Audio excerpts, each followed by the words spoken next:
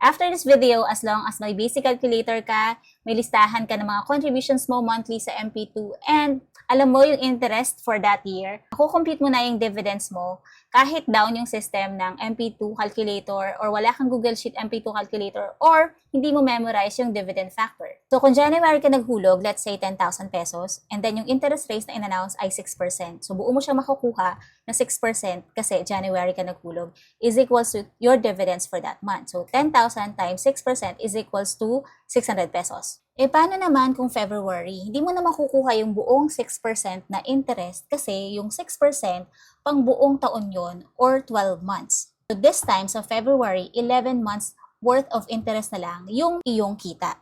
Hatiin natin yung 6% sa 12 months. So that would be 6% divided by 12 months is equals 0.5%.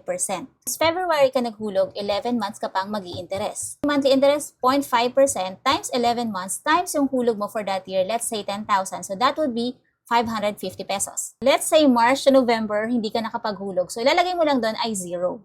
And then dahil may bonus ka ng December, nakapaghulog ka. So 10,000 times 0.5%, kasi 1 month na lang, so times 1, so it doesn't matter, is equals to 50 pesos. Kapag in-add natin yung total contribution mo plus dividends for that year, ito siya. Sa January na, buo na naman ang interest. Let's say 6% ulit. So itong 31,200 times 6% is equals to 1,872 na dividend amount. So let's say nag-add ka ulit ng 10,000 pesos for the month of January.